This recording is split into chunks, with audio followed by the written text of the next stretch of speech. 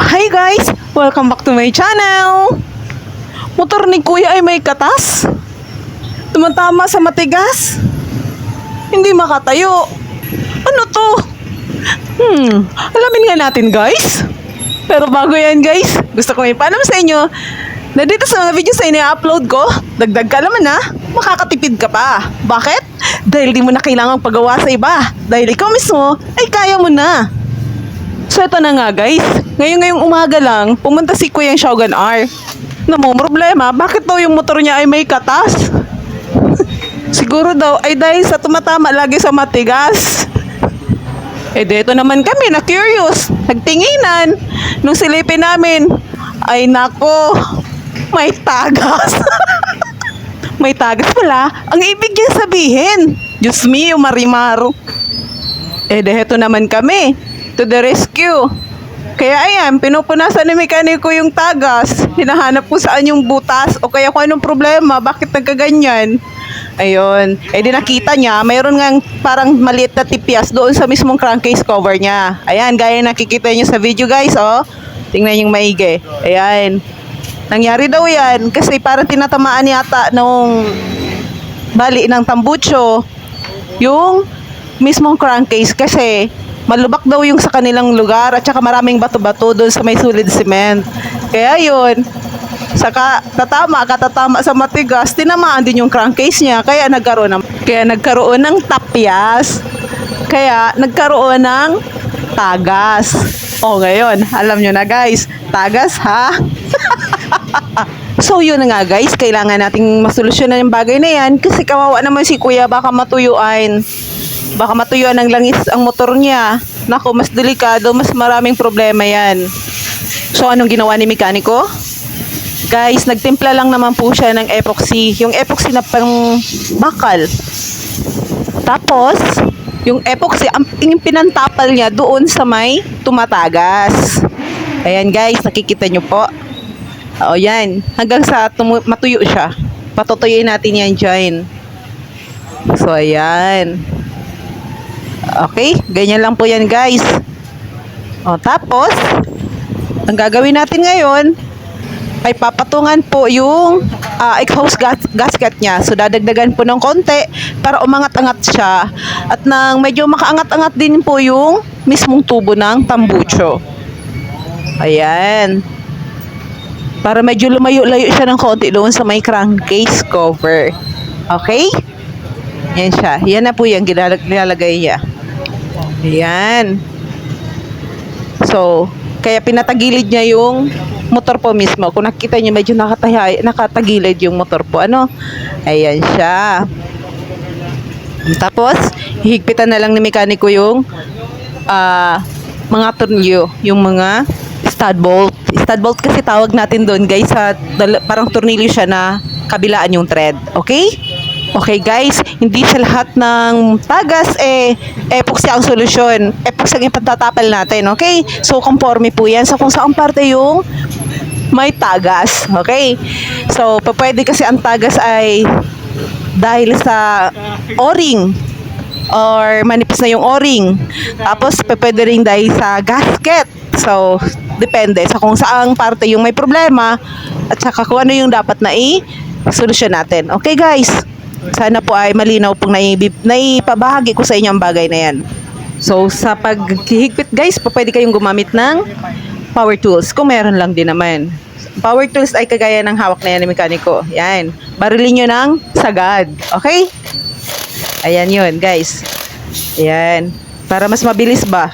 Okay? Ayan. Kabilaan po. So, ayan. Tingnan nyo pong maigi. Okay ba guys? Ayan, tapos na. Ayos na. Kaso may isang problema si Kuya. Yung motor niya hindi makatayo. So ngayon guys, tatanungin ko kayo.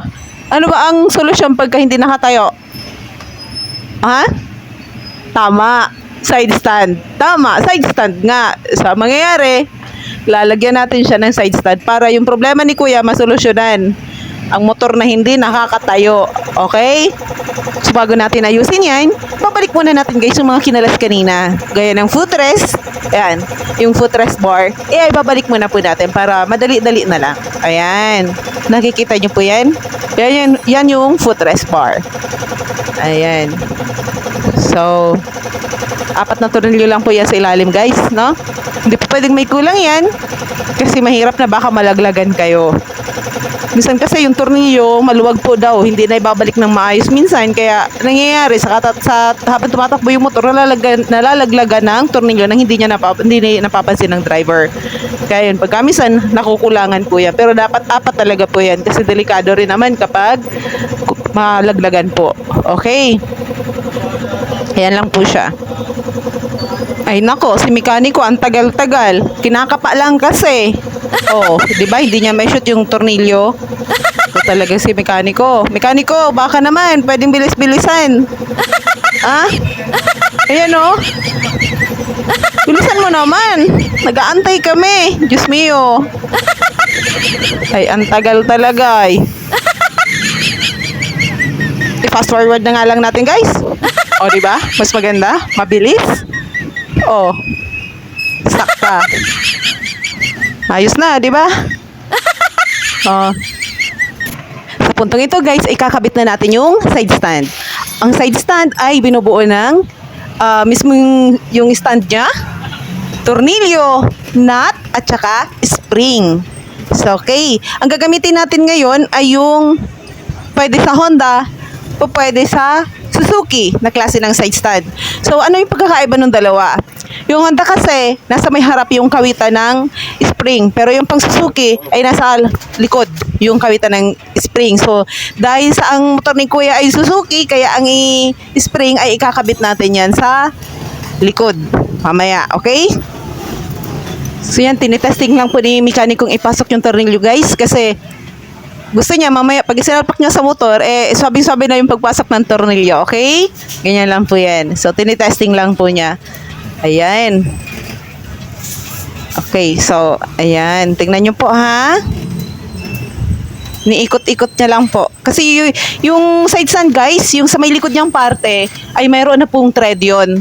So hindi niya na kailangan pa ng or para maganda pagka nilagay po may panghigpit na din siya diretso sa likod, okay?